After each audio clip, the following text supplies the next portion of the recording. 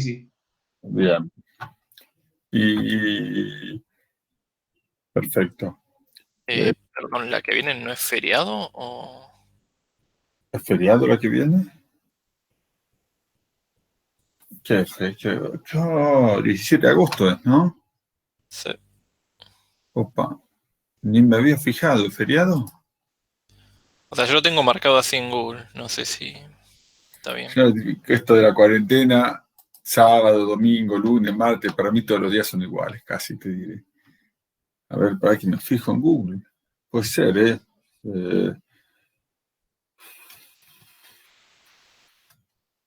Sí, pues sí, 17 de agosto sería ridículo que no sea feriado.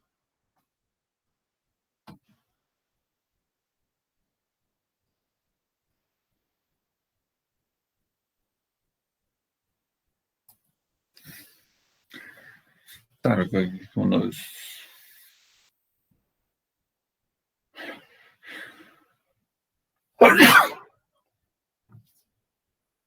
Bien, o sea que hoy es la última clase, chicos. No se pongan muy tristes. Cierto, es feriado el lunes que viene. Pero bueno, hacemos el cierre, vemos lo que faltaba ver. Encima que hoy es un día complicado para mí. Así que, bueno.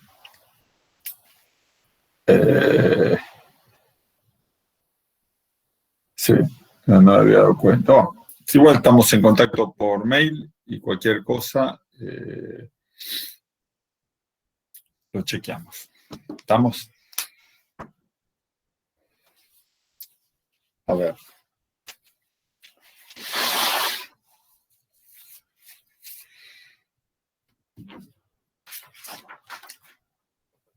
Vamos con lo que quedaba. Igual no es tan grave porque quería redondear algo de clustering y como tema nuevo así para meternos, ya no quería abordar ningún tema nuevo porque la próxima clase la iba a dejar para repaso general. Así que vemos de cerrar lo de clustering, hacer repaso general hoy y seguimos en contacto, ¿no? Cualquier cosa. Cerramos unos conceptos de lo que vimos de clustering y después hacemos el cierre de la materia y vemos cómo seguimos vinculados hasta que se pueda tomar el examen y firmar, ¿sí? Bien. La clase pasada, ¿me escuchan bien?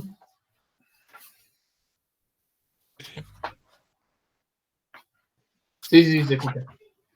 Vale. Bien. La clase pasada habíamos visto clustering, ¿sí?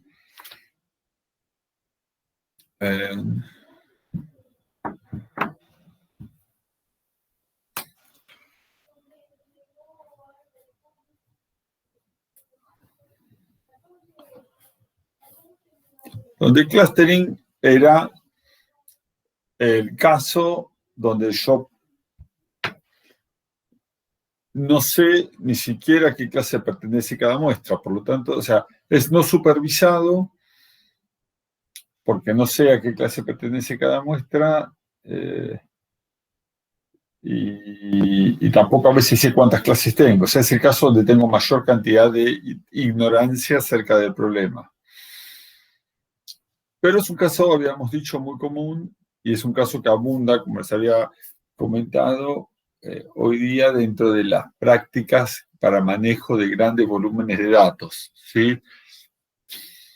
O sea, es un tema que se presentó hace muchos años, estuvo ahí boyando, a veces alguien, todo permanentemente, siempre ahí trabajando en esto, pero últimamente se transformó en un tema crítico.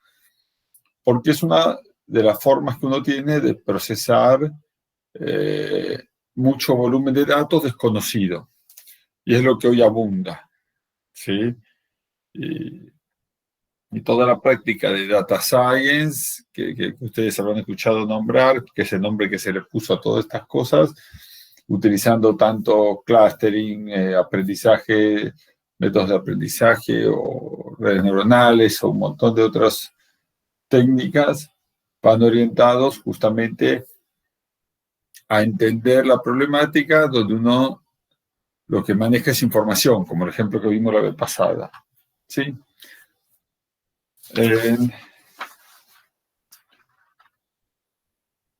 Es todo un campo de acción, esto es muy divertido, hay mucho trabajo, si les gusta, pero normalmente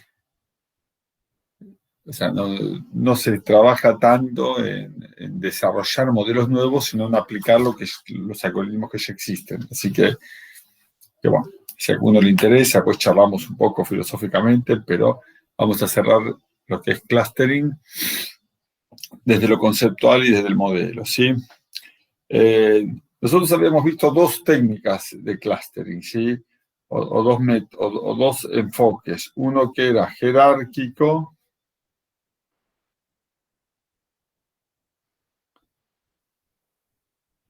y otro que era iterativo. Dentro del jerárquico habíamos visto los aglomerativos y los divisivos.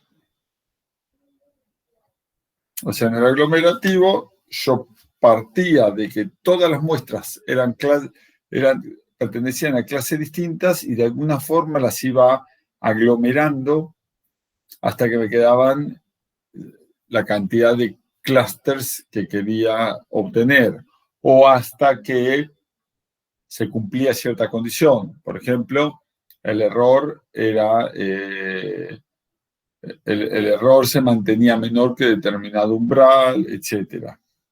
El divisivo era la inversa, partía de que todas las muestras pertenecían a un único clúster y generaba divisiones de esos clústeres y separaciones en 2 grupos, en 3 grupos, en 4 grupos, y así hasta llegar a la cantidad de grupos que quería o hasta que se cumplía determinada condición.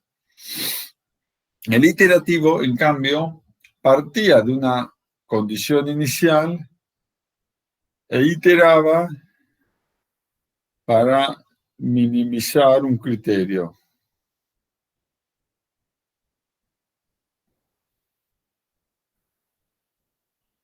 ¿Sí? Se iteraba para minimizar un criterio. ¿Y cuál era el criterio? Bueno, el criterio un poco me definía el método de clustering, ¿sí? En el método que vimos la vez pasada, que es uno de los más conocidos, el Camins, minimizaba el error cuadrático, ¿correcto? Ahí no me acuerdo si charlábamos, díganme ustedes, la diferencia entre definir error cuadrático y error cuadrático medio. ¿Comentamos eso o no? Creo que no. Bien. A ver, en un iterativo yo puedo definir este error a minimizar. Yo puedo querer minimizar la sumatoria para todas las clases, para todos los E sub I, ¿de qué? De la sumatoria del error entre XJ menos mu sub I, vamos a llamar, perdón, MI al cuadrado, para los J pertenecientes a la clase I. Así, yo calculo esto, me quedo muy mamarrachado, así que voy a mamarracharlo más y transcribirlo bien. Sumatoria para todas las C sub I, sumatoria para los J pertenecientes a C sub I, vamos a poner los XJ pertenecientes a C sub I, de XJ menos MI al cuadrado, donde MI es igual a la media, ¿no? La sumatoria de todos los XI, de todos los XJ pertenecientes a C sub I, de XI sobre NI. ¿Estamos? Es decir, MI es la media de ese clúster, ¿sí? O sea, tomo todos los X que pertenecen al clúster I, todos esos X que pertenecen al clúster I me generan la media del clúster,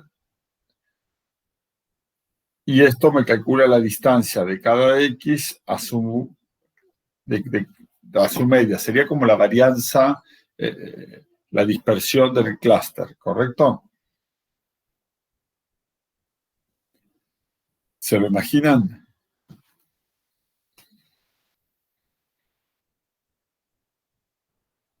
Y puedo definir un J',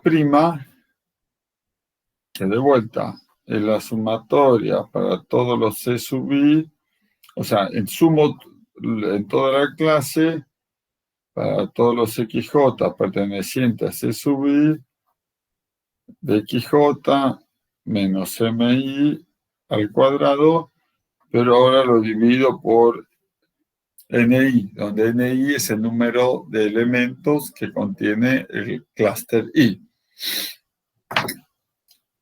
¿Sí? ¿Entienden la diferencia entre los dos?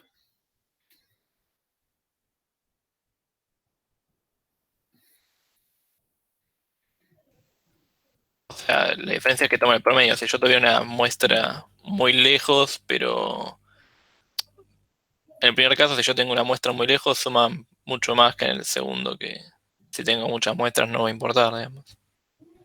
Claro. Es decir, los dos van a dar igual, empecemos por ahí. ¿Sí o no? O sea, minimizar uno y minimizar el otro es lo mismo.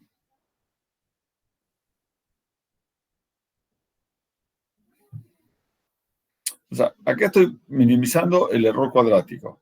Acá estoy minimizando, o sea, el error cuadrático de cada clase, ¿no?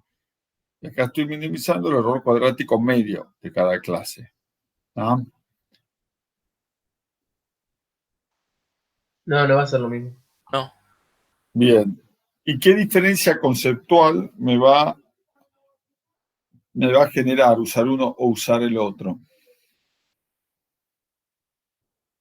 ¿Algún comentario? ¿Alguien se imagina dónde, o sea, qué va, o sea, qué el primer criterio que va a favorecer o el segundo criterio que va a favorecer? Desde lo conceptual, ¿alguien se lo imagina?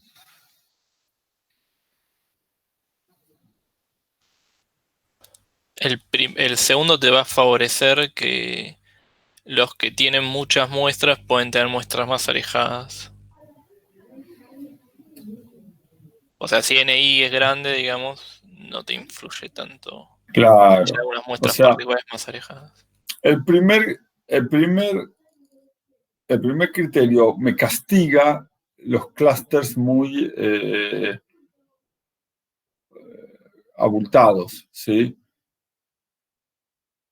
El segundo, este criterio, como promedia los errores, o sea, que yo tenga muchas muestras me lo amortigua el 1 sobre NI.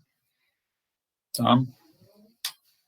Es decir, este me da el error promedio, este me da la suma del error directo, ¿sí? Genera como que este criterio castiga los clústeres muy populosos. ¿Tá? Entonces, si yo tengo algún prejuicio conceptual contra los clústeres muy populosos, bueno, podría ser una forma de hacer que el criterio lo contemple.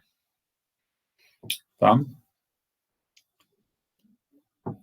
El de arriba entonces es error cuadrático, es la fórmula de error cuadrático, y la de abajo es la fórmula del error cuadrático medio. Como la Claro, claro, pues yo estoy dividiendo por la cantidad, es el error cuadrático promedio. Yo acá quiero minimizar el error cuadrático medio y acá quiero minimizar el error cuadrático. Claro. ¿Sí? La dispersión y la dispersión promedio. Es diferente. Y también podría tener otras métricas de error diferente o para, como se dice, para minimizar. también habíamos visto que inclusive si hay ciertos features que, o sea, al calcular esta distancia, que acá se, así como está la distancia euclidia, pero también poder usar otra distancia que inclusive le dé más prioridad a algún feature que a otro feature, ¿sí? Así que bueno. Y sobre lo que son métodos de clustering han surgido variantes. O sea, si uno se pone a investigar, hay un montón. Esta es una primera presentación, pero hay un montón de variantes que obviamente no nos vamos a meter más con habiéndonos anunciado que es la última clase. Por ejemplo, hay toda un modelado de clustering dentro de lo que es clustering difuso. ¿Saben qué es lo que se llama FUSI, por ejemplo, lógica difusa? ¿Escucharon hablar de eso en algún momento? Lo leí alguna vez, pero no, la verdad no sé qué es. Bien. O sea, ¿qué sería un clustering difuso? Un clustering difuso sería, por ejemplo, que si lo leen van a ver el FUSI CEMINS como el principal. Es un método donde a cada individuo no lo asocia a una clase en particular, sino que lo asocia en diferentes proporciones a varias clases. Como que yo digo, bueno, este individuo es un 30% de la clase 2, un 40% de la clase 5 y un 30% de la clase 8. Eso le va a dar más eso le va a dar más certidumbre al X, pero bueno, me abro voy a tener más dimensiones de clasificación. Y para algunas cosas podrá servir, otra cosa no. Es como si, bueno, este pescado es un 30% salmón, un 40% lubina y un 30%, no sé, corvina. Qué sé yo. O sea, no tiene mucho sentido, ¿no? Pero bueno, para algunas otras aplicaciones puede ser. Pero manteniéndonos dentro de lo que es el clustering iterativo y esto, lo del criterio es un tema a contemplar. ¿Cuál de los criterios utilizamos? Es un tema a decidir. También el método, cuando va trabajando, ¿sí? Hay ciertas variantes que uno puede implementar. Por ejemplo, ¿se acuerda cómo funcionaba el Camins que vimos? Quiero minimizar este error, se calculan las medias, que en algún sentido la media, el MI, es el representativo, el vector representativo del clúster, ¿sí? ¿Se entiende eso?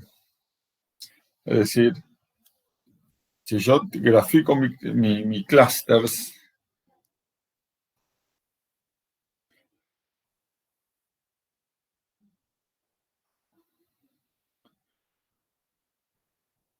vamos a hacerlo bien.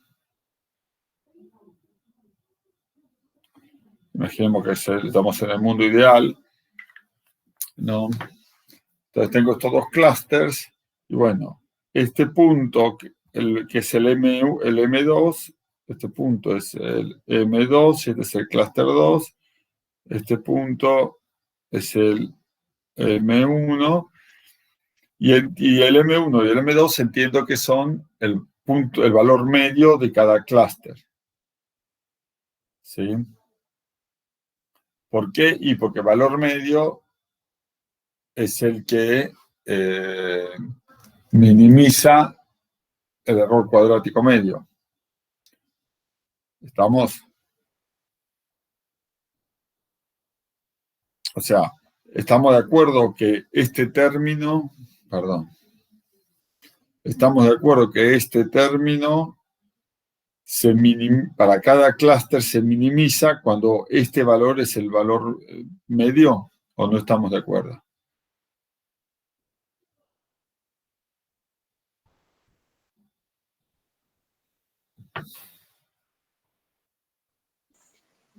Perdón, yo me perdí un poco ahí. ¿Cómo es?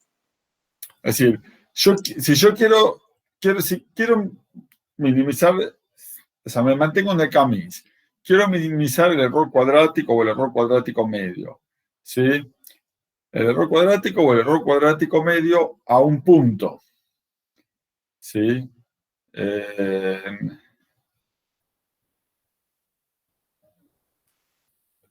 A un punto del clúster.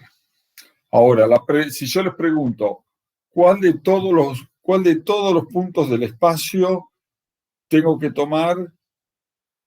¿Sí? Y es el punto que me minimiza esta sumatoria para un clúster. ¿Cuál es ese punto? Es decir, tomo este clúster.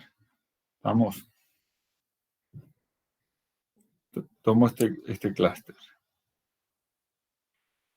Y digo, bueno, elijamos un punto tal que la sumatoria de x y menos z al cuadrado, sí, sea mínima.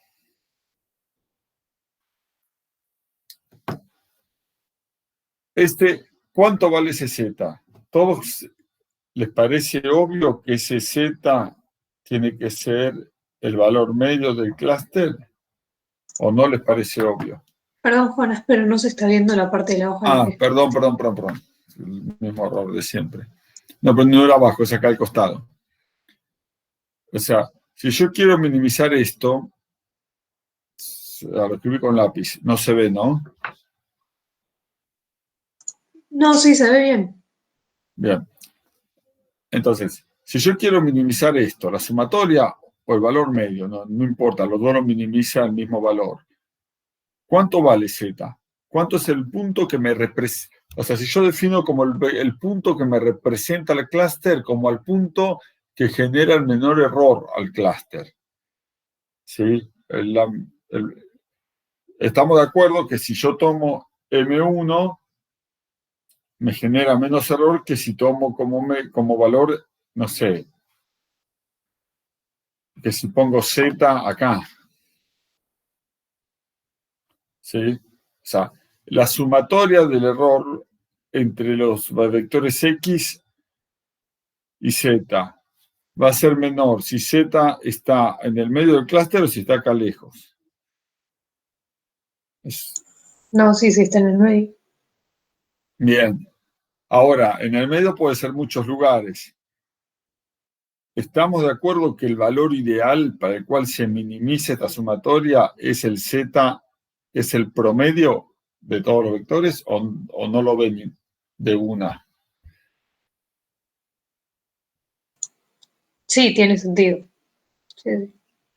Bien, más allá de tener sentido, yo puedo derivar esto respecto a Z para obtener el valor adecuado. ¿Sí?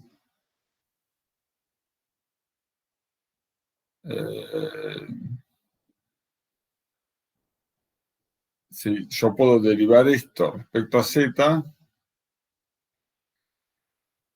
Y si derivo esto respecto a Z, van a llegar a que es el promedio. ¿Sí?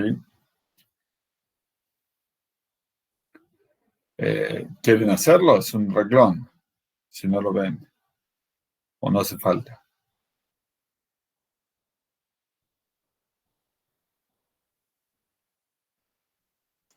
No, yo creo que se ve así.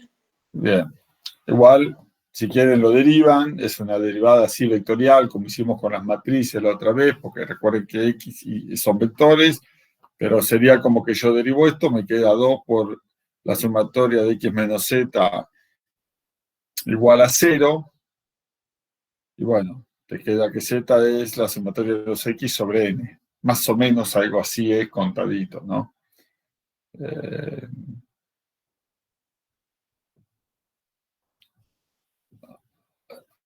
Bien. Entonces, durante el proceso, ¿sí? Por ejemplo, otro factor que uno puede involucrar es cuándo hago la actualización. Porque Cummings, que vimos la vez pasada, que decía, bueno, yo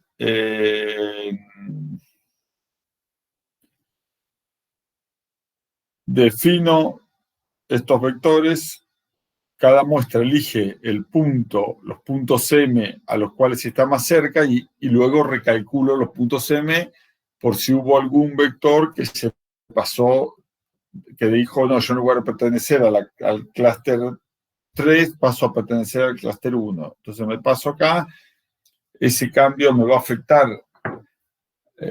me va a subir el error en el 1, que es donde ingresa, y me va a bajar el error en el 3, que es de donde se va.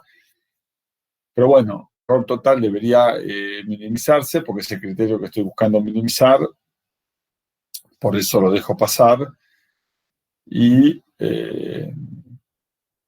bueno, y de vuelta, cada uno se reasigna y listo. También uno podría hacer, como esto es iterativo, uno podría ir recorriendo todos los vectores y ver si quiere pasarse. Y si uno quiere pasarse, ahí recalculo el ajuste del cambio. ¿Se entiende? La diferencia, ¿cuál es? Que en un caso estoy todo el tiempo cambiándolo de a uno, y al cambiar uno muevo las masas, muevo los centros. En el otro caso, recalculo todo, muevo los centros y me fijo ahora si se cambian o no se cambian, a cuál pertenece cada uno. Como que, ¿se entiende? O sea, como que uno a medida que va iterando, va moviendo las M's, y el otro hace un cálculo inicial de a cuál pertenece, recalcula todas las masas y dice, bueno, reelíjanse nuevamente cada uno. Como que uno actualiza todos de golpe y el otro va actualizando gradualmente, moviendo los centros de masa, que son los vectores representativos del clúster. Esa sería la técnica de actualización de un método iterativo. Y esas variantes son las que tal vez dan lugar a un montón de otros métodos, invariantes y mejoras para poder llegar a tal vez a una mejora en el error de clasificación, sí, no diría de clasificación, porque como no es supervisado, uno nunca no puede determinar el error, salvo en simulaciones. Bien. Y lo que me quedaba también, el otro tema por abordar, que creo que nos quedó colgado la vez pasada, es en los métodos jerárquicos no aplica, pero los iterativos, ¿cómo empiezo? ¿Sí? Es decir, vemos cómo funciona el método. Ahora la pregunta clave es, ¿y cuál es la condición inicial? ¿Cómo establezco el arranque del método? ¿Habíamos hablado o no? No me acuerdo. No, creo que no. No lo hablamos, sí, lo hablamos hecho pasar. Creo Vale. que quedó para ver esta clase. Sí, puede ser. Por eso estoy un poco también me quedé un poco así. Creo que eso fue lo que dijimos para ver. Bien, la pregunta es ¿cómo arranco? Porque el método iterativo, si ustedes estudiaron un poco métodos iterativos, todos los métodos iterativos, como esto, que buscan minimizar una función iterativamente, como los errores de gradiente descendente, o cualquier método que busca un mínimo en forma iterativa y no exhaustiva, porque ya vimos que esto exhaustivamente, ¿cuál era el problema? Que teníamos del orden de C a la J, perdón, de C a la N, creo que daba C a la N sobre C factorial, posibles combinaciones. No era factible o realizable hacer una búsqueda exhaustiva. Entonces buscábamos alguna distribución que me minimice el error, pero podíamos caer en mínimos locales, ¿sí? Y el caer en mínimos locales o no es mucho más susceptible dependiendo de dónde arranco, ¿sí? ¿Por qué? Porque en algún momento, si yo arranco una distribución, se van a ir acomodando las clases, pero van a quedar contenidas. Nunca voy a pasar de una distribución a otra totalmente disruptiva, porque cada uno va eligiéndose entre las medias que ya están dadas. ¿Se entiende? Entonces,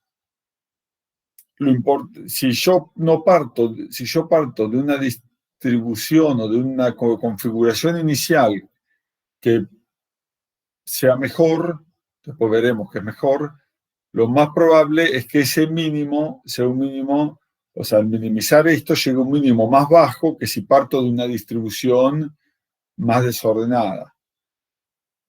¿Se entiende? Y eso es un ejercicio que ustedes pueden hacer.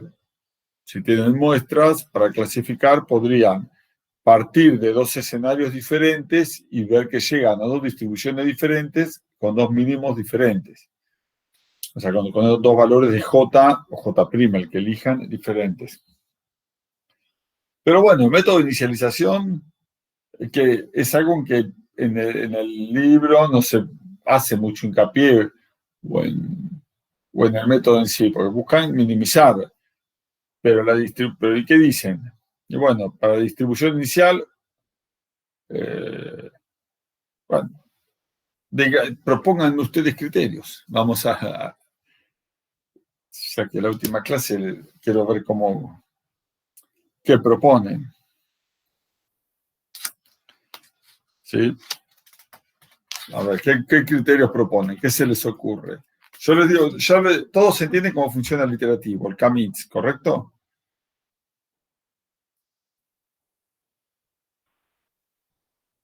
O sea, una vez que está la distribución inicial, que hay que iterar, hay que calcular el error, si se pasan, ir pasándolos y, como se dice, y voy buscando o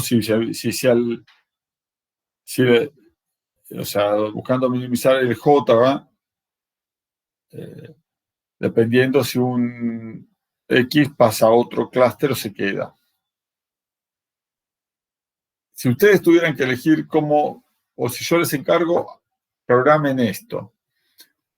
Inicialmente, ok, elijan lo que quieran, les digo. ¿Qué hacen?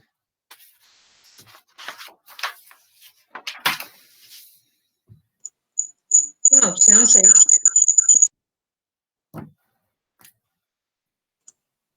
una opción quizás sería elegir un tamaño fijo para el clúster y ir agrupando las muestras que caigan así medio de forma aleatoria dentro de un tamaño fijo.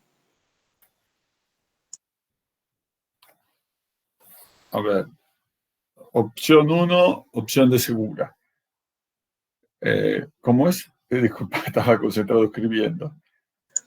Perdón, que digo, se puede elegir como un tamaño fijo de clúster, sí, medio como el método de ventanas, que elegías una ventana de tamaño fijo y ver cuántas muestras caen dentro de cada clúster así, medio de forma aleatoria. ¿Pero qué sería un tamaño fijo de clúster? O sea, eso es lo que no me queda acá. Yo personalmente no entiendo, ¿eh? Va a depender de la cantidad de features también. Suponiendo que se tiene 2 features, sería como un círculo. Por ejemplo, de radio fijo. Bien, o sea, define una zona, decís vos. Claro, algo así. Sí. Ok. Entonces, método 1. Imaginemos que tenemos acá X1, X2, los dos features, ¿sí? Peso y altura, lo que fuera. Sí, bueno, en realidad esto seguiría para la altura negativa también no tiene sentido, peso negativo no tiene sentido, ok. Asumo que por la naturaleza de los features, todos son positivos los dos, ¿no? Peso y altura. Estoy midiendo peso y altura, nadie va a pesar negativo ni medir negativo. Listo. ¿Cómo defino las zonas?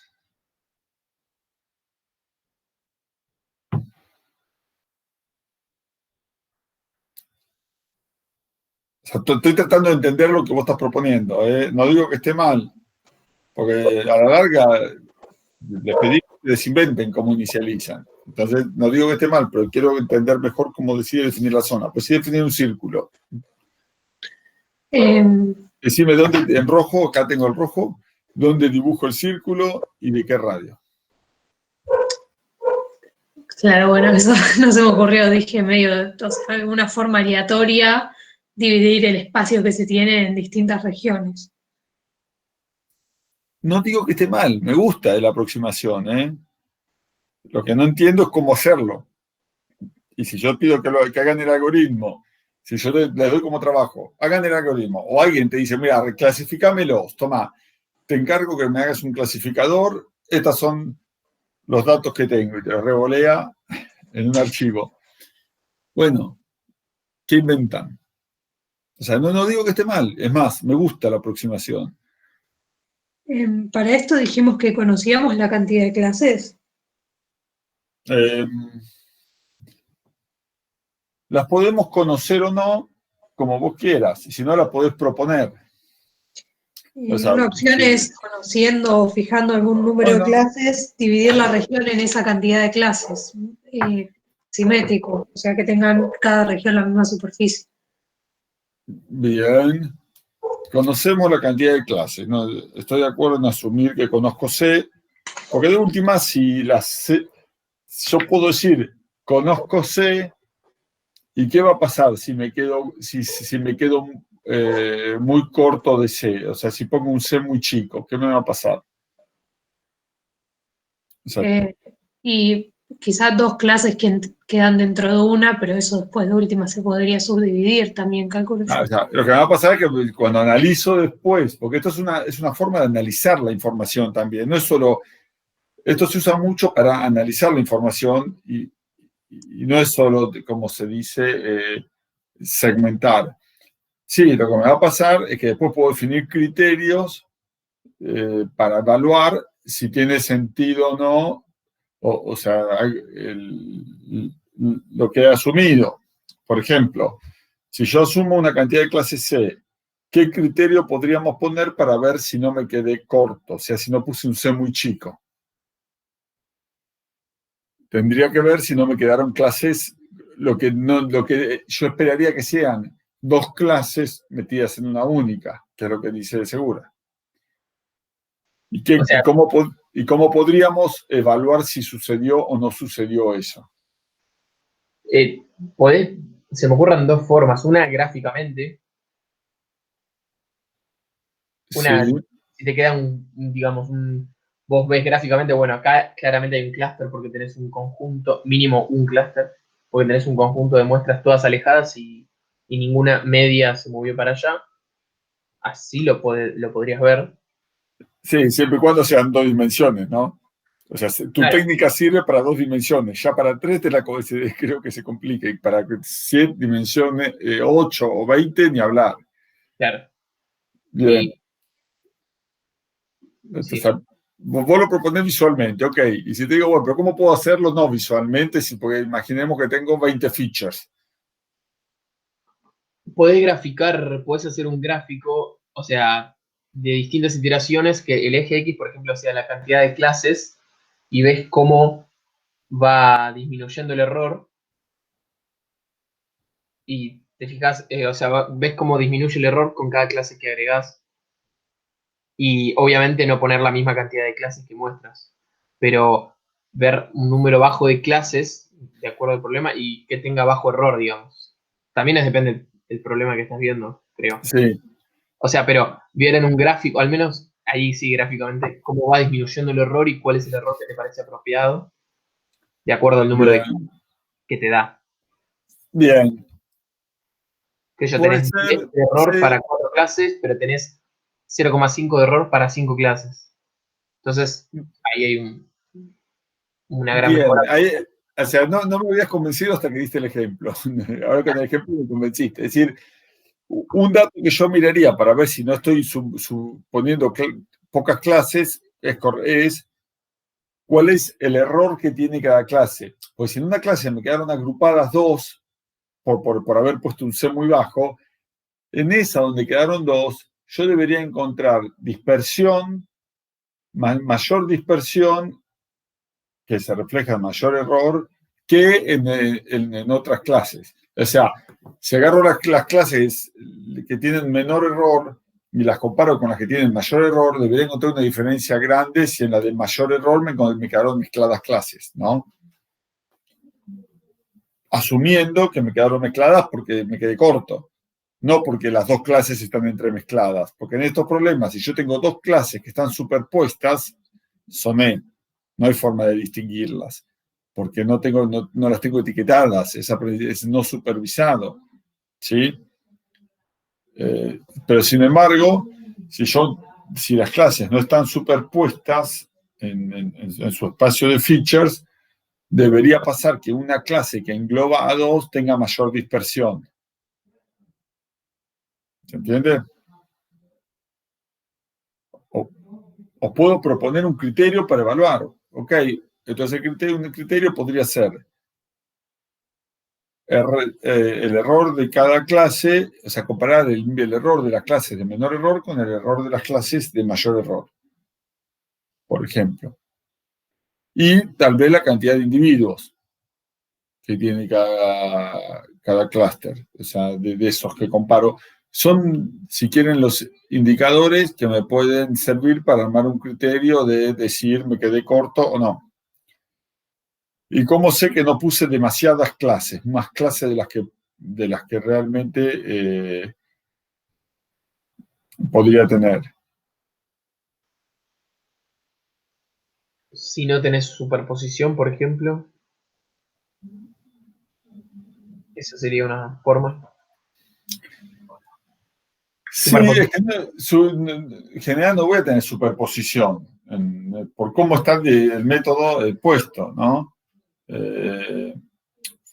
Porque como buscan al valor medio o al vector representativo que está más cerca, en general no se van a superponer, siempre van a estar con un límite, una distancia máxima, ¿no? Porque por algo lo eligió, porque está más cerca, no se van a entrecruzar. Quizás cuando tenés dos medias con un valor muy cercano. Bien, cuando yo tengo dos vectores representativos o medias, que pues ya que dijimos que iban a hacer eso, con valores muy cercanos respecto a la distancia de los X mismos, ¿no? Porque también hay que definir cercano o lejano cuando no tengo idea de qué va a ser cerca y qué va a ser lejos, ¿sí? No sé si 1 centímetro es lejos o es cerca, pero tomando como referencia la separación de los mismos vectores de esas clases, ¿no? Porque cuando pongan demasiadas clases, lo que me va a pasar es que sí, una misma clase se va a subdividir en dos. Entonces, en algunos puntos, en algunas clases voy a tener una métrica relacionada con la distancia entre las medias y la distancia entre los vectores que van a ser cercanas. Sí, por ejemplo, si la distancia entre las medias es más o menos el mismo orden de magnitud que la distancia entre los vectores, y sí, evidentemente, ahí tengo un tema a observar. Pero bueno, eso tiene que ver con conocer. Pero bueno, como dijo Segura, asumo que conozco la cantidad de clases que tengo. Bien. Y ella había propuesto segmentar en zonas. Bien. ¿Cómo segmento en zonas? Acá ves el dibujo y ves que se va del X1 hasta el infinito y el X2 hasta el infinito. ¿Dónde establezco las zonas?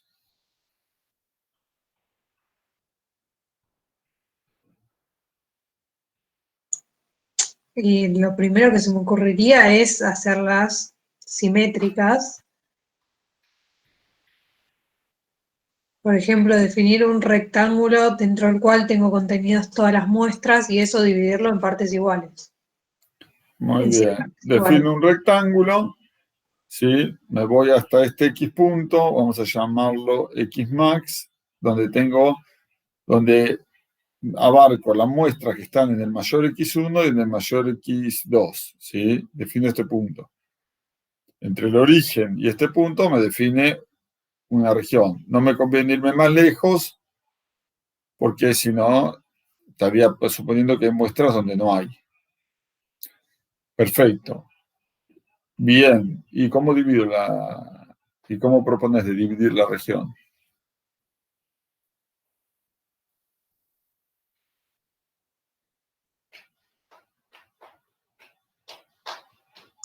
Y en principio se me ocurriría que en partes iguales. Bien. Si yo quiero dividir esto si sé, defino que son 4. Ya sé, no se ve. Ahí se ve. Haría esto. Por ejemplo, Claro, una cosa así. R1, R2, R3 y R4. Bien. ¿Y cómo sigue? Definir las regiones. Y ahora defino acá un M1, acá un M2, que es el centro de esa región, un M3 y acá un M4. Y digo, trabajen. Total, las muestras van a estar por acá metidas y bueno, cada uno va a elegir a qué región pertenece, porque en realidad cada uno va a elegir el M, ¿sí? O bien, digo, si vos una muestra, digo, si vos estás limitada en esta región, recorro todas las muestras, si estás limitada en esta región, perteneces a la región 2. Si estás limitada en esta región, perteneces a la región 4. Si estás limitada en esta región, perteneces a la región 1.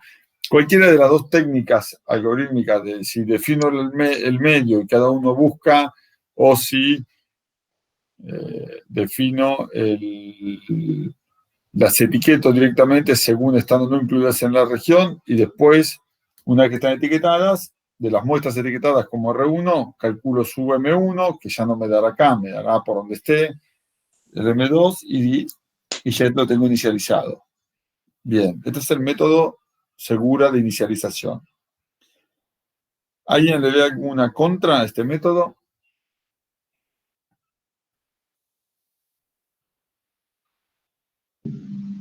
Tal vez que no usa mucha de la información que te da el conjunto de muestras. O sea, porque ahí No sé. dividís la región, ¿no? En cierta cantidad de subregiones, pero usaste las muestras que tenías antes para algo? Sí, para calcular el Xmax. En realidad calculo el Xmax y en rigor también tendría que calcular el Xmin, ¿no? Porque tal vez no, o sea, todas parten desde un valor mínimo, no de 0. ¿Sí?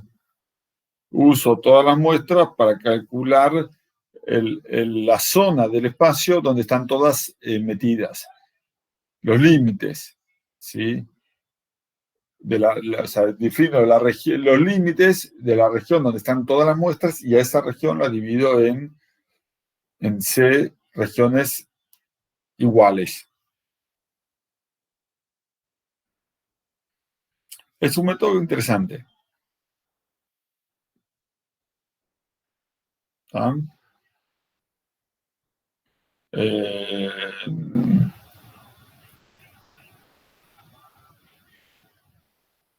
Alguien tiene otra propuesta. Este es un método y yo no me opongo. Porque el método que vimos la vez pasada, ¿cómo era? Y era era peor. El método, no sé, lo etiquetaba, si mal no recuerdo, agarraba y decía, bueno, vos sos región, vos sos 1, vos sos 2, vos sos 1, vos sos 2, vos sos 1, vos sos 2, indistintamente. Y capaz que dos que estaban muy cerca le ponían números distintos, porque lo hacía al azar. ¿Sí? Esto ya me pone en un lugar donde, bueno, parto de una distribución inicial donde se eligieron, o donde las que están más cerca entre sí, por lo menos. ¿Sí? ¿Alguien tiene alguna otra propuesta de cómo podemos inicializar? Hay una propuesta 2. O sea, esta tiene sentido para mí. ¿Para ustedes también?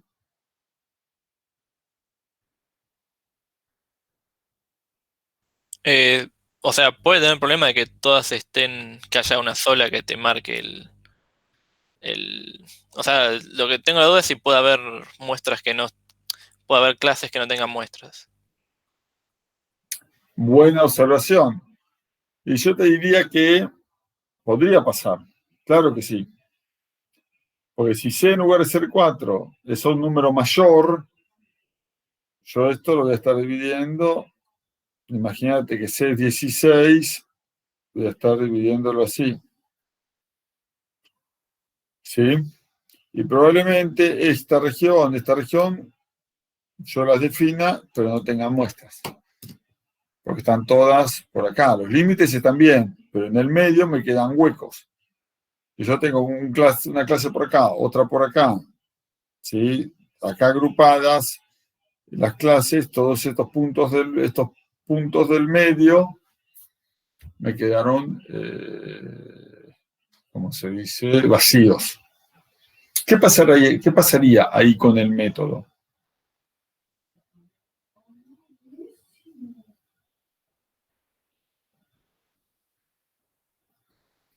Vas a tener que definir cómo se puede agregar una clase, por ejemplo. Claro, porque ahí me genera una traba. Porque si muchas muestras eligieron estas clases y otras estas, ¿sí? Ninguna va a venir a buscar estos. Y estos puntos, estas clases me quedan vacías. Y no se van a llenar automáticamente. ¿Sí? Tendría que ver si hay clases con 0 individuos, meterla en alguna que tenga mayor dispersión, por ejemplo, para incluirla ahí y que el método siga funcionando.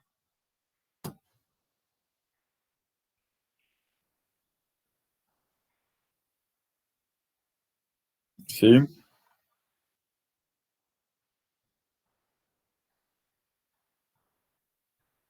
Todos entienden el problema de las clases vacías, ¿no? Que si me quedan clases vacías, después no se eligen más. Porque como esta ya eligió de por acá, se van a acomodar, tal vez hay sí, tampoco. O sea, probablemente me queden clases vacías y sea un tema. Pero esto no es nada más un método de inicialización. Sí, pero al inicializarlo de esa forma, por cómo trabaja el algoritmo, es decir, imagínate esta situación, que tenés las clases en este bloque. Imagínate por casualidad, ¿no? Que te quedaron acá las clases.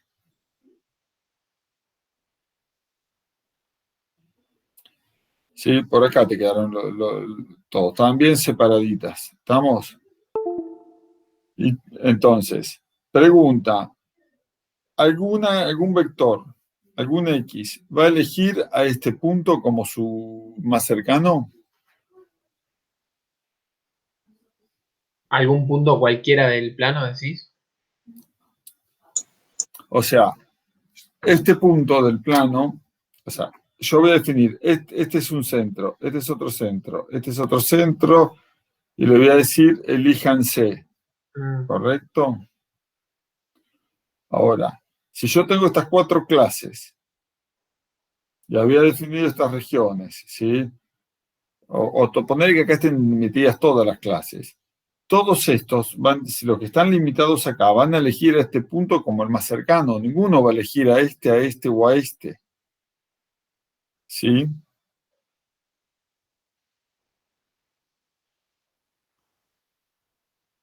Con lo cual, probablemente este y este me queden vacíos. O sea, pero como nunca uno va a decir, me voy con este punto, van a seguir metiéndose acá. Cuando yo haga el J y digo, ¿qué pasa si muevo este acá? ¿Entendés? Pero igualmente podés, por ejemplo, si inicializas así, podés, como un siguiente paso, como un criterio, si pusiste clases de más, porque, o sea, vas eliminando las clases o sea, los puntos que no fueron asignados, que no tienen ninguna muestra que le pertenezca, digamos. Las clases que te quedan vacías las vas eliminando. Entonces vas disminuyendo el número de clases hasta que ninguna te queda Vacía. claro, exacto. Sí, puede Por ejemplo. ser. Acá también depende cómo es el método de actualización. Pues el método de actualización es que yo, ¿se acuerdan que hablamos recién? Si lo que el método de actualización que yo es que analizo, ¿qué pasa si muevo, por ejemplo, este vector acá? Ok, si muevo este vector acá, como esto tiene una clase, la nuba media va a ser esta misma, porque va a ser una clase de un único vector. Y ya se ocupó. Pero se va a ocupar con una muestra y se va a ocupar con el que primero que la toque, que la agarre, etc. O sea, este método de inicialización me gusta, está bueno, pero hay que ver cómo atender este problema. ¿Sí? ¿A alguien se le ocurre otro método? O sea, pero está bueno. Es mejor que tirar aleatorio, tal vez. O sea, podría hacer esto y después agarro las clases vacías y bueno, ahí las veo como hacer alguna asignación ad hoc adentro de la clase mayor y al diablo. ¿A alguien se le ocurre otra técnica de inicialización que no sea dividir la región en zonas? De inicialización, perdón.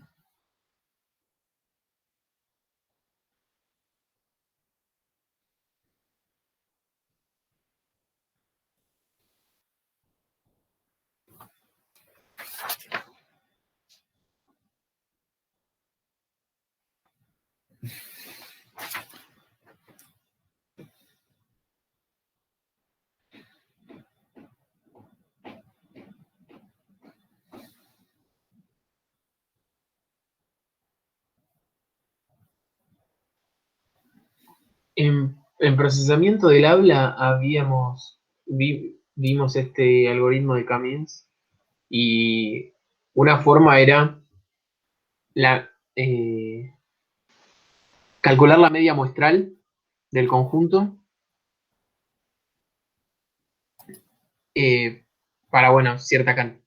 No, calcular la media muestral y a partir de ahí ponerle algún ruido. No, primero posicionar como la media de cada clase, todas en el mismo punto, y después a cada una meterle un poco de ruido como una gaussiana, y a partir de ahí dejarlo evolucionar. Bien. Eso, vamos a ponerle la técnica Pereira, ¿sí? Sos vos, ¿no, Matías? Sí, sí, sí. Bien. Bien. La técnica Pereira lo que dice es, tomo de todos los puntos y defino que la media cayó, no sé, acá. Entonces, ¿lo hago de a uno por vez o lo hago directamente la C, tiro la C a la vez y a otra cosa? Perdón, creo que tal vez lo explico mejor, así que de otra forma. Es calcular la media muestral y la matriz de Sí, covarianza de todo el conjunto, sí. y ahí generar, con esos dos parámetros, generar C muestras de esa gaussiana. Entonces, y de ahí así las inicializas las C medias. O sea, a la media muestral también pones es como que armas una gaussiana de media acá y covarianza de la de las muestras. Claro. Está bien, porque eso me va a dar distintas direcciones hacia dónde moverlo. Sí. Y generas muestras aleatorias de esa que te va a dar por acá. Y una vez hecho esto, eh, como se dice, eh, es como que vas a poner en este sentido las muestras que van a estar orientadas hacia donde están las verdaderas muestras de aprendizaje. ¿Por qué? Porque fueron generadas en la dirección donde estaban las muestras. Esto es equivalente a decir, tomo la media y genero una M1 que va a estar de la media corrida hacia una dirección, una M2 que va a estar de la media corrida hacia otra dirección, una M3 que va a estar de la media corrida hacia otra dirección, y así sucesivamente. El problema es elegir cuál es la dirección correcta. Bueno, la dirección correcta puede ser, por ejemplo, en dirección de, en el caso que propone Pereira, es aleatorio en base a una gaussiana que contempla todas las muestras. Otra podría ser tomar distintas direcciones en función de dónde están las muestras. ¿Sí? Puedo tomar, por ejemplo, muevo hacia, como se dice, en una dirección y obviamente pongo una en M1 y una opuesta. Tomo esta dirección, me muevo un poco para allá y otro poco para acá. Y esta dirección la puedo definir en la dirección que va de la media hacia un vector que existe, hacia una muestra de aprendizaje. Entonces, imaginemos que la muestra de aprendizaje son las rojas. Bueno, si hay una acá, evidentemente tengo que tener una acá. Porque para que me compense. Entonces puedo poner esta y una en este. Voy poniéndolo, por ejemplo, de a pares. ¿Sí? O sea, la técnica Pereira es armo esta matriz, esta covarianza y lo tiro. Bien. O sea, esta es, defino una gaussiana de media M raya y de varianza sigma, que es la sigma X, que es la matriz de covarianza, y tiro C muestras hago C muestras de esta gaussiana. Y espero que no me den todas las muestras para el mismo lado, ¿no? Nada más. Perdón, Ok. pero esas muestras que genero de la gaussiana son las que uso para clasificar el set que ya tenía, ¿verdad? Estas C muestras van a ser los C centroides de cada clúster. Ah, genial, ok. Así como vos definías los centroides acá, porque cuando vos definir la región por los límites o definir la región por un centroide es casi lo mismo. ¿Estamos de acuerdo?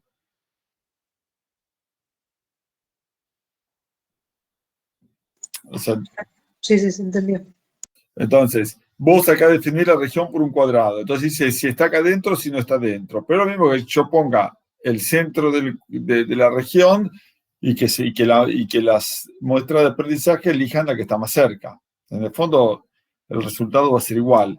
Esto es lo mismo. Defino las C muestras, los C centroides, y que cada muestra elija cuál le gusta más. Ya a la primera iteración, estos centroides iniciales que elegí van a volar porque se van a acomodar las muestras de acuerdo a la que eligieron más cerca. Es un buen método. ¿Sí? Bien. ¿A alguien se le ocurre otra técnica? O sea, en este la única contra, si alguien tiene una contra, dice, pero en este la única contra que yo veo es que tengo que rogar, que dependo de cómo me salen las muestras para ver que me quedaron más o menos bien distribuidas. Y en general C es mucho menor que la cantidad de muestras que tengo. ¿Se entiende? O sea, C, la cantidad de clases, o sea, si yo tengo 10.000 muestras, yo no voy a estar buscando 500 clases, yo voy a estar buscando pocas clases, 20 clases. Entonces, la cantidad de muestras que tiro, tal vez no me abarcan todas las direcciones que necesito para los clústeres. Esa es la única potencial crítica. Pero sirve, me gusta. ¿A alguien se le ocurre otra propuesta?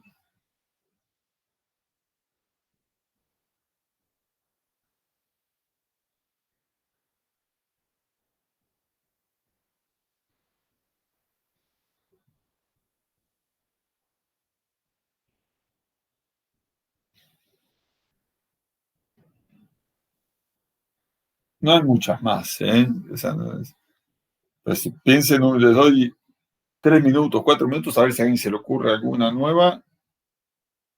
Y si no, tachamos la 3.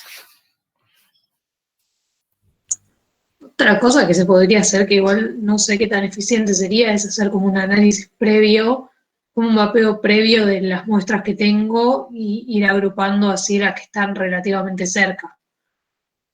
Tipo mapear todas las muestras y decir, bueno, estas 10 están juntas, así que digo, esto es un clúster y así, con todas las muestras que tengo por ahí.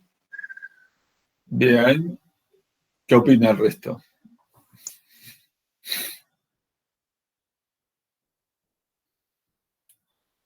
O sea, no entendí bien cómo sería. Propone hacer un preprocesamiento que ese preprocesamiento me deje un poco resuelto por dónde cuál es la inicialización, la distribución inicial. ¿Es así? O sea, podría inicializar con alguno de de los métodos ¿cómo se dicen? De los jerárquicos y después. Bueno, no lo dijo Segura, pero lo dijiste vos y me gusta más eso. O sea, Segura llegó hasta hacer un preprocesamiento, un análisis previo, ¿sí? ¿Correcto? ¿O vos ya pensabas en un jerárquico, Segura? No me acuerdo bien cómo era el jerárquico, a ver, un segundo. Jerárquico. Pero bueno, ¿quién hablaba recién que no te identifiqué? Geloso. Ah, acá estás. Pero sí, a mí esa, que es dio el puntapié inicial Segura, pero lo redondeaste me gusta también, ¿no? Porque los métodos jerárquicos, tanto el aglomerativo como el divisivo, ninguno tenía este problema de la inicialización. ¿Se acuerdan? O sea, la distribución Claro, inicial no era un problema para esos métodos. claro, pero como que había que conocer de antemano eso, la distancia entre todas las muestras. Ahí sí, había que calcularla, pero es calculable, y es calculable en una cantidad de operaciones finitas y se puede hacer. Claro, sí, estaba diciendo algo así como el clustering divisivo, más que nada se me había ocurrido. Bien, bárbaro. Venías bien por eso. Pero bueno, bárbaro. Sí, como esos métodos no tienen esta falencia, también es una posibilidad decir, arranco con un método jerárquico que sé que en 6 iteraciones me generan una distribución inicial y ya con lo que me arroja el método jerárquico puedo tomarlo como una distribución inicial para que después K-means la mejore.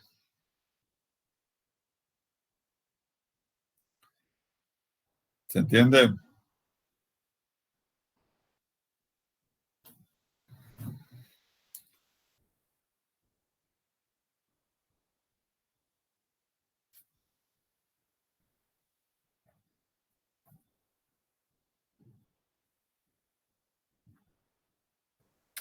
O sea, inicializo con un jerárquico. Y eso no debería tener problema, ni de que me deja clases vacías, ni que, como se dice, puedo estar orientando todas las muestras hacia un mismo sentido, etc. Y pues una forma de inicializar. También estoy sesgando, ¿no?, la inicialización, porque la sesgo hacia lo que me da el jerárquico, y tal vez eso me pone en un mínimo local donde me resulta difícil salir.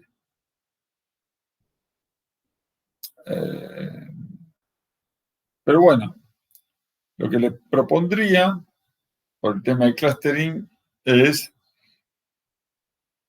yo no sé si las librerías que ustedes están usando para hacer las simulaciones tienen el K-means ya programado para que no lo tengan que programar a mano. Antes se los pedía, hace muchos años se los hacía programar, pero ahora me volví... Sí, acá, o sea, y bueno, hay librerías que ya lo tienen hecho y desistí de pedir eso, total hay librerías. Ya, digamos, ya dejó de ser un problema para hacer esto, el programarlo bien, porque ya vienen programados. Entonces, si agarran una librería de Python, seguro tiene un K-means, no sé, MATLAB. podrían probar estos 3 métodos de inicialización y ver cuál resulta en un mínimo, en una mejor clasificación, entendiendo como mejor clasificación que el J sea menor, que el error cuadrático o el error cuadrático medio sea menor. ¿Sí?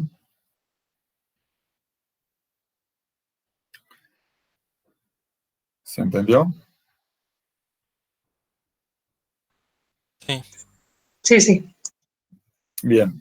Y si quieren, es lo último que les pido que hagan y me manden, de decir, bueno, lo hicimos, este es el set de datos, y háganlo en 2 dimensiones, así lo pueden graficar y me resulta más llevadero corregirlo.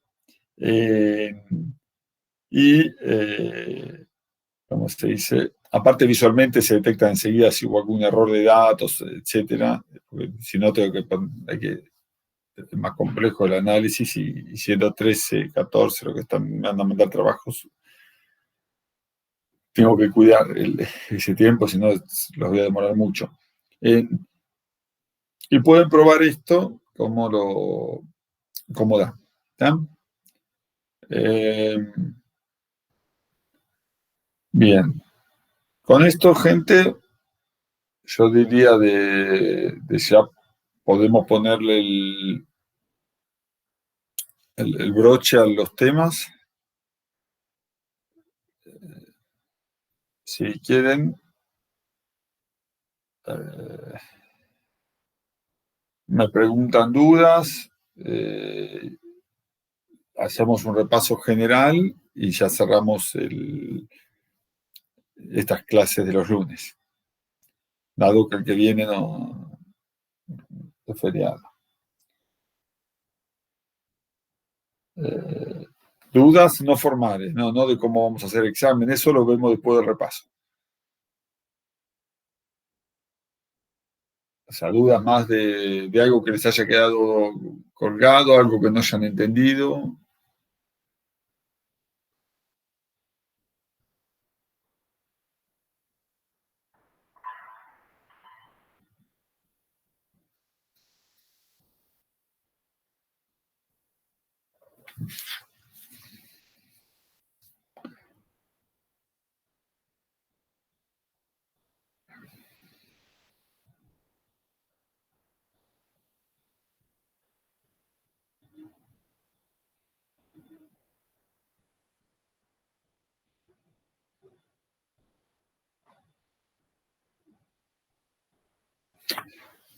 Bien, bueno, buenísimo.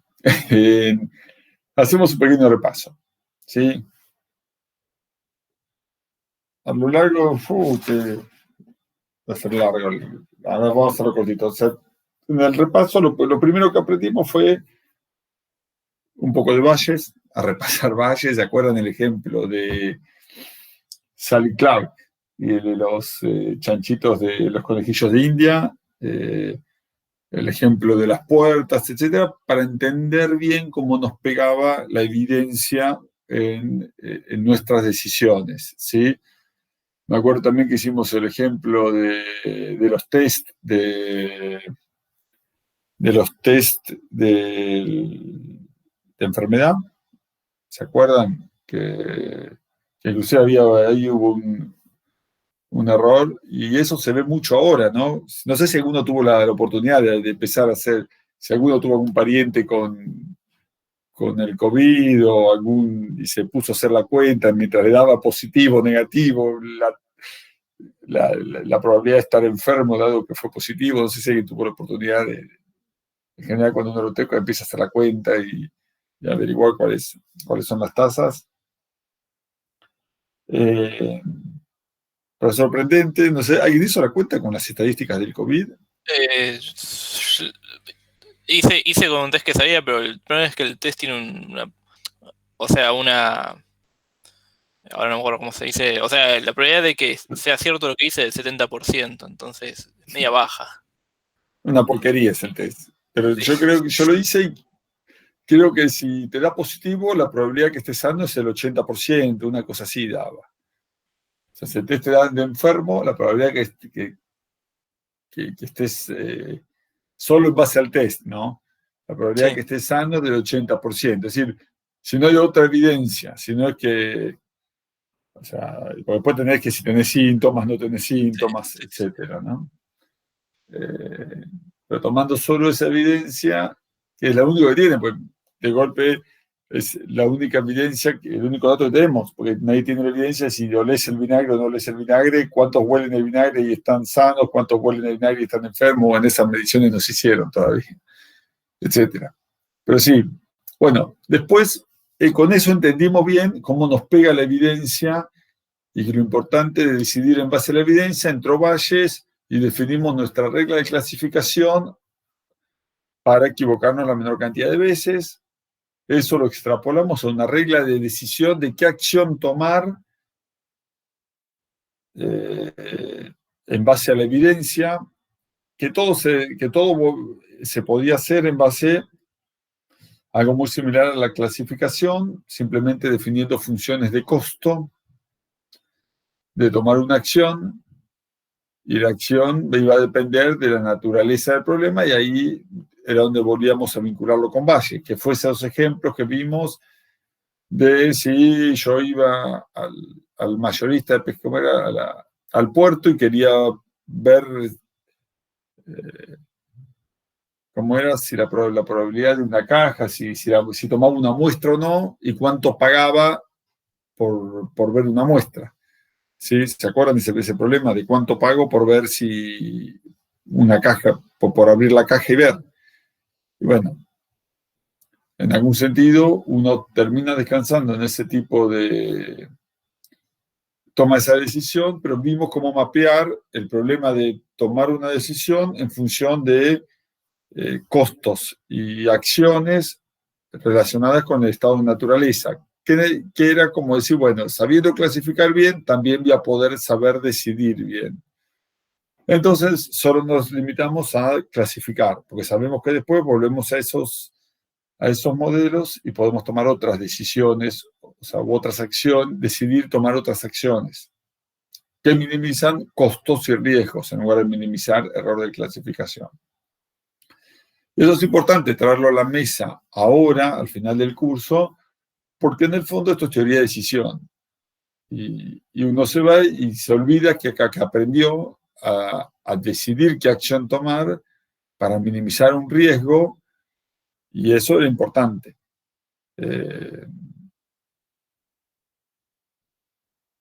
Después, sabiendo eso, dijimos, ok, ¿y qué pasa si no conozco las funciones? ¿Y qué pasa si no tengo los datos? Bueno, o sea, si no tengo los datos paramétricos de mis distribuciones gaussianas o uniformes o lo que fuera, bueno, aprendimos o vimos cómo obtener estimaciones de esos parámetros en función de las muestras. Y ahí salieron los estimadores puntuales, como el de máxima verosimilitud, el de momento, salió el estimador, el MAP, el bayesiano, que me permitía directamente calcular las probabilidades de X en lugar de las probabilidades de W dado X en lugar de las probabilidades de X dado W, etc.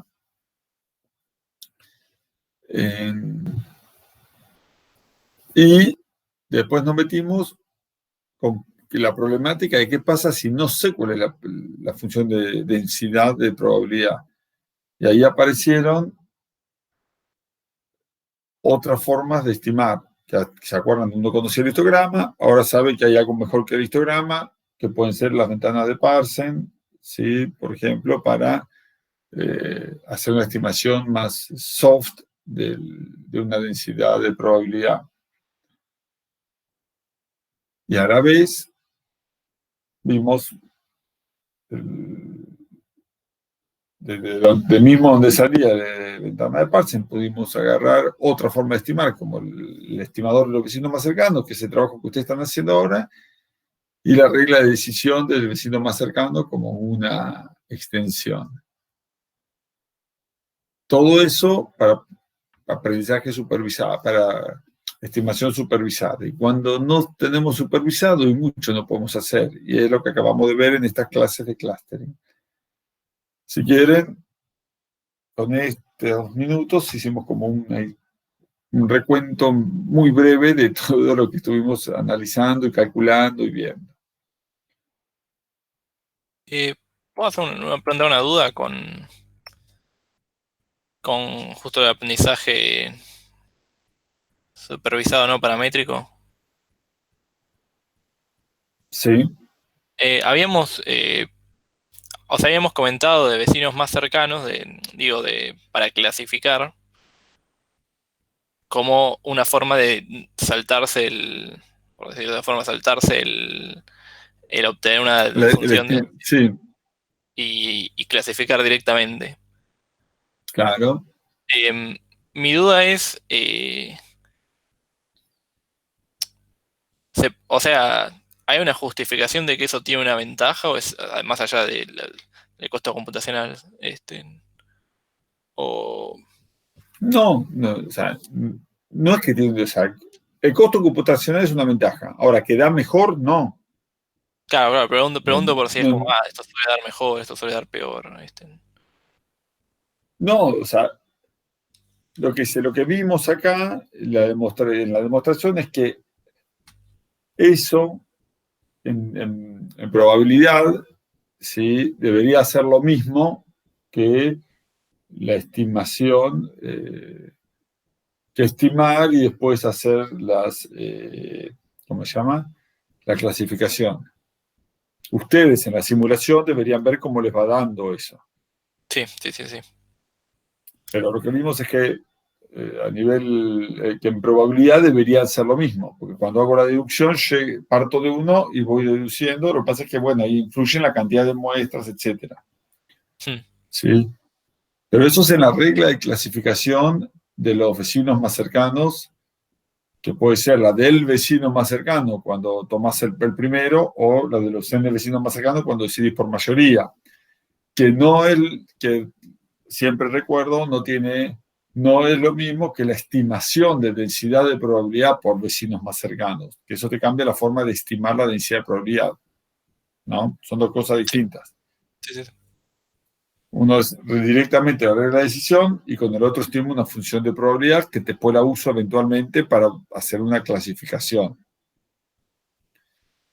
Pero, o sea, en probabilidad debería dar lo mismo, con lo cual yo les diría, en las simulaciones esperaría que no tener diferencias muy grandes entre un resultado y otro, si manejo un volumen importante. Ok.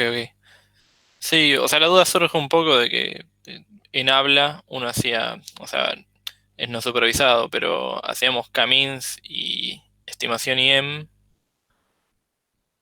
y como siempre daba mejor camins, o sea, y había un poco la Sí, discusión de por qué solía dar mejor camins que IM. sí. Eh, sí, pero eso es clustering, es no supervisado. Sí, o sea, sé que son distintos, pero por eso no sabía si acá hay un cierto consenso de suele No, dar mejor que tanto. no. Está. Eh, no. Lo que tenés en el otro es que es supervisado, es que por cómo calculamos, todos deberían dar algo más o menos como resultado, probabilidad de error, etcétera. En probabilidad debería dar algo similar. Sí. Así que eso, si quieren, es algo que ustedes tendrían que tenerlo en cuenta para ver si no le pifian, si no tienen un bug en el algoritmo que programaron, más que nada. ¿Sí? O sea, o la teoría está mal, pero en general, en todos estos años, la experiencia dice que lo más probable es que haya un bug y no que la teoría esté mal. Sí. Es muy común cometer errores, así que viene bien estos ejercicios de programa de estos algoritmos, porque es súper fácil cometer algún error en esto. Si hacerlo una vez en la vida, por lo menos un par de veces, viene bien. ¿Alguna otra pregunta? No, yo no. Bárbaro. Bueno, zambullámonos en cómo seguimos nosotros, ¿no? Porque, claro, yo me había olvidado que era feriado el lunes que viene, entonces había quedado en hablar con Bruno para definir, y también quiero averiguar en el departamento cómo se están haciendo con las notas. ¿Se acuerdan que yo les había dicho que yo mismo no me siento cómodo tomándoles un parcial en remoto? Eso no me parece justo para aquellos que son honestos, entendiendo que la probabilidad de deshonesto es distinto de cero, ¿no? O sea, entonces, pero bueno, eso es una opinión personal y después está lo que dice la facultad que hay que hacer, que no siempre coincidimos. Entonces, quiero ver bien cuáles son los lineamientos que me bajan del departamento y la facu. Sí, porque también aunque cerremos la materia, yo no sé si puedo mandar un mail diciendo esto a la lista de notas y firmen el acta y aprueben por aprobada, porque ahí hay que ir y poner un gancho y todavía eso no se está haciendo virtualmente, por lo que entiendo.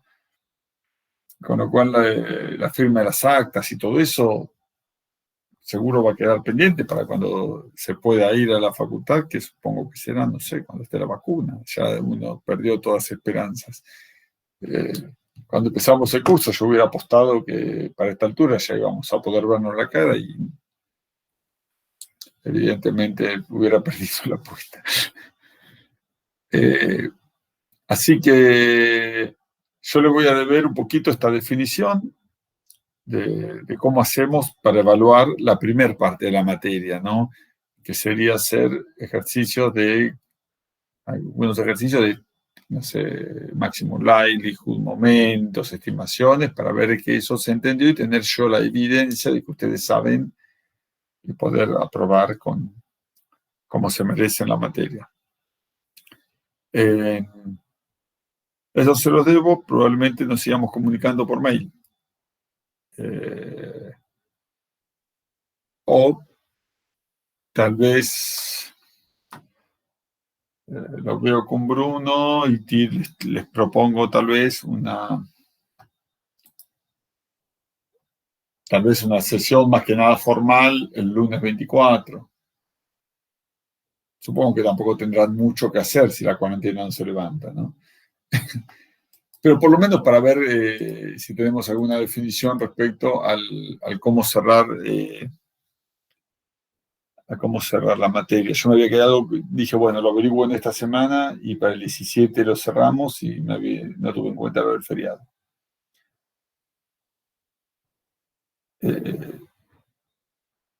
¿Hay alguna otra materia de las que están haciendo ustedes que les queda así colgado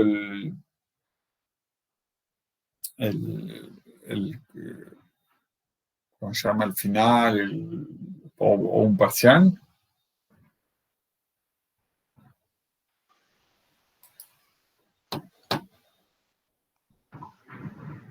Yo las materias que tuve, no, o sea, era entrega de trabajos prácticos y la mayoría no tomó parcial. De 5, 2 tomaron parcial. Y otros era entrega de trabajo. Me parecía que fue así se los demandaban, lo hacían y lo entregaban una foto. Claro, sí. Con la camarita prendida para ver que estén trabajando en el papel. En estas materias no fue así. Pero así es como me evaluaron a mí. Y en otras solo hubo entrega de trabajos. Claro. Es una cuestión individual, ahí me siento incómodo, pero bueno, tengo que ir al psicólogo y después les cuento. Nada, la veo con Bruno y les comento, sí. Lo que es importantísimo es el trabajo que les encargué. Eso evidentemente es importante y es la evidencia más allá de los ejercicios que entregaron. Si quieren una evidencia fuerte que siempre existió y eso no cambió de esto, ¿sí? Y le debo el resto, de alguna forma vamos a buscarle la vuelta. En algunas otras materias, con eso ya firman las materias en las otras que me comentabas, Martín, o aparte hay un final. Es Matías, perdón, pero... Perdón, Matías. ¿Cómo se dice? No, esa ya está aprobada la cursada. pero el final queda pendiente en todas, supongo. No sé cómo evalúan. Por eso, no es que aprobás no aprueban la materia. No, la cursada nomás. Esto es solo cursada. Ok. Claro, Bueno. en el caso nuestro, la cursada se aprobaría con la entrega de este trabajo de simulación que les mandé, de la Parsen, etcétera. Claro, sí. Sí. El tema que yo tengo dudas es de la aprobación de la materia, ya poner la nota y firmar la libreta y firmar todo. De eso, ¿alguna materia tienen experiencia de que se haya hecho en 100% en forma remota? Para mí hay varias que lo están. En mi caso, yo no conozco. O sea, una de las que yo cursé, pusieron para el parcial que también se podía promocionar y al final es también remoto. Y la otra, bueno, el parcial fue remoto, incluyendo ejercicios que se hacían asincrónicamente y el final de esa es remoto también. Creo que Bien. eso no era. Está. Sí, porque acá lo que yo tengo, mi conflicto es lo que sería el final. Bruno nos dijo de cómo iba a ser el ¿Cómo? final. ¿Cómo? Que Bruno el otro día mencionó que Bien. ya confirmó las fechas de final, que va a ser virtual, y ya nos dijo la modalidad, cómo iba a ser. Sí, está bien. Está bien. Nos dijo que nos iba a mandar un ejercicio al mediodía y teníamos que entregarlo a las 4 y después nos tomaba un oral individual.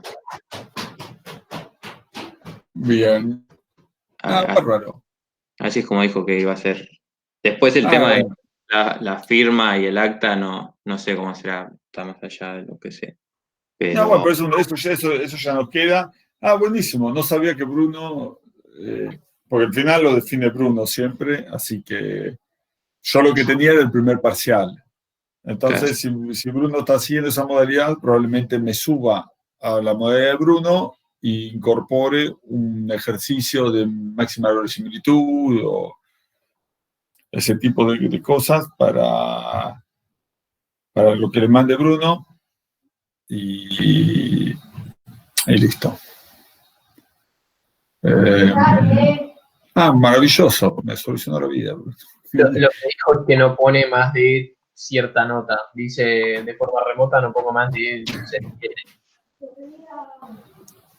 Sí, es lógico. Pero bueno, también le da la posibilidad que si alguien quiere más nota, espere y cuando se levante todo esto puede sacar más nota, ¿correcto? Sí, dijo eso. Bien. Está bien, el que quiera probar remoto puede, pero sabe que tiene un techo en la nota. Está bien. Bueno, entonces yo iba a hablar esta semana con Bruno, así que cuando hable seguro me sumo a toda esta logística y si Bruno le iba a dar un ejercicio, tal vez le lleguen 2 o 3 ejercicios y con eso ya liquido yo la parte del primer parcial.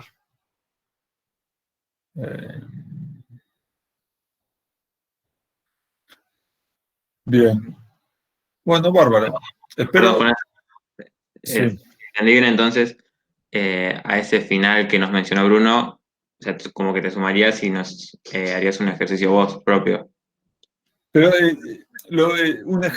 Bruno le dijo, o sea, al ejercicio que les dé Bruno, Bruno les va a dar un ejercicio a la mañana y lo tenían que entregar a las 4 de la tarde, una cosa así. Sí. Bien, en lugar de hacer un ejercicio, quiero ver con Bruno, capaz que él ya está metiendo lo mismo que yo tengo en mente, porque lo hablamos al principio de la cursada y después no lo volvimos a chequear. Probablemente yo incorpore la evaluación de esto, ¿no? De máxima verosimilitud, de estimadores o de algún ejercicio de una demostración relacionada con costos o con algo así, más teórico, y con eso también yo doy por cerrada la cursada completa de las dos partes de la materia, ¿no? La parte más de la segunda, que es esta simulación, y la primera parte, que es más teórica. O sea, en el fondo, para ustedes, en lugar de hacer un ejercicio, van a hacer 2 ejercicios. Y listo. Perfecto. Igual vamos a coordinar con Bruno para que sea todo realizable en el lapso de tiempo que les mencionó. Que probablemente, porque hablamos al principio de la materia, él lo haya contemplado, y en la charla que tenemos pendiente esta semana sea simplemente compaginar los ejercicios, ¿no? Bien. Buenísimo, gente. Lamento no haberlos conocido en persona. Supongo que no nos falta oportunidad. Y permanecemos en contacto. ¿Está? Por mail. Y cualquier duda, levantamos un meet y lo charlamos. ¿Te puedo hacer una pregunta ahora? Sí. Sobre el curso siguiente, que no terminé bien de entender cómo es la parte de procesamiento de imágenes. Vos también estás en esa materia, ¿no? Sí, yo también estoy en esa materia. ¿No hay problema que ibas a dar algo de visión del computador o algo así? Si podías explicar más o menos los temas o mencionarlos rápido.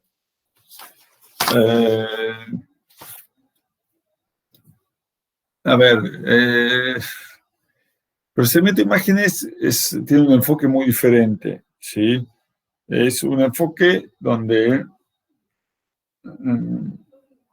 es decir, es un enfoque más de base de cómo se modela una imagen digital, cómo la entendemos, cómo la pensamos, y no es, porque hay muchos que vienen pensando, bueno, yo en procesamiento de digital de imágenes voy a ver JPEG, voy a ver, no sé, un montón de matching, face recognition, etcétera, que son algoritmos que se desprenden del procesamiento de imágenes, pero no es el foco de la materia. El foco de la materia es entender cómo se modela una imagen digital, cómo se entiende una imagen digital, y muchos procesamientos que se pueden hacer sobre una imagen, sobre imágenes. Entre ellas pueden estar face recognition, pero,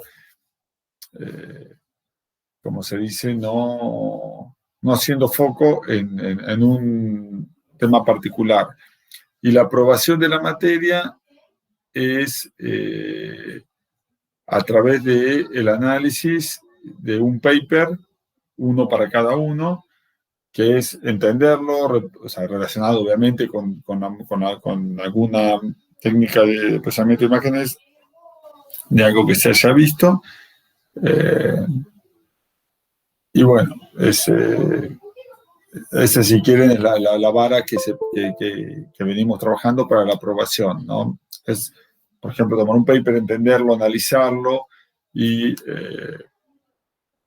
proponer alguna variante, por ejemplo. Han hecho muchos, y bueno, ver cómo funciona. Pero en cuanto a los temas que se dan, de vuelta, uno empieza por entender qué es una imagen digital, qué tipo de imágenes hay, porque no todos son imágenes de fotos que saco con el celular o la camarita, no todas imágenes en el visible,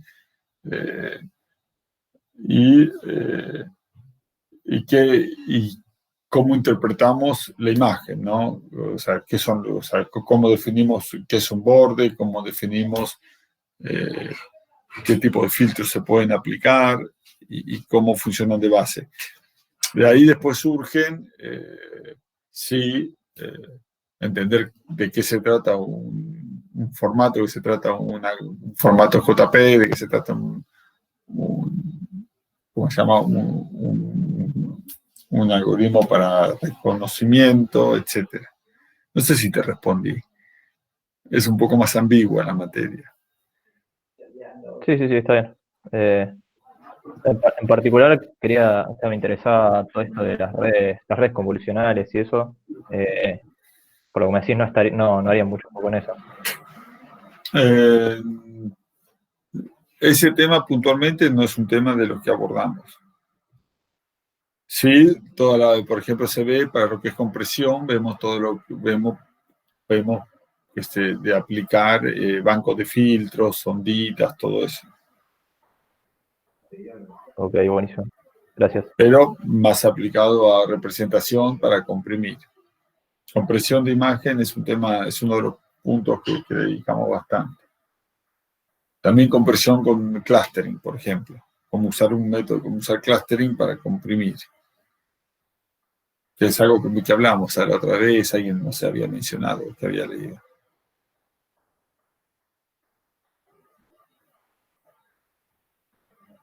Buenísimo, gracias. Bárbaro. Bueno, gente. Jonás, yo tengo una pregunta de TP Sí. que hacer después. Dale, me quedo conectado. Así el resto le quedo a disposición de ustedes y seguro por este pife que tuve con lo del feriado del 17 voy a volver sobre ustedes para cerrar el tema de la materia. Y bueno, sepan disculparme. Yo también te había mandado un mail por lo del TP, que me has dicho que querías saber. Sí, Así que... sí, que te respondí, ¿no? Sí. Así que nada, mientras tanto voy haciendo el informe y capaz te mando eso. Te sirve también. Está bien. A ver. Bueno, el resto que fue un gusto. Gracias por aguantarme todas las clases. Gracias. Espero que les haya resultado interesante y hayan aprendido. Y bueno, cerrar la materia y en algún momento los veré en la facultad.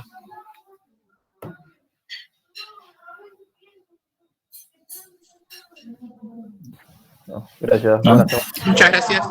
Dale, seguimos en contacto por el resultado del informe, me lo van a mandar, se lo voy a comentar y así voy a ir cerrándolo.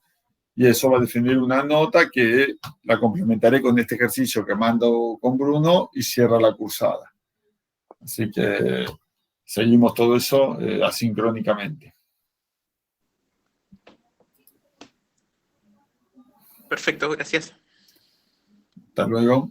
Hasta luego. Gracias, Jonás. Buenas noches. Gracias. Buenas noches. Chao.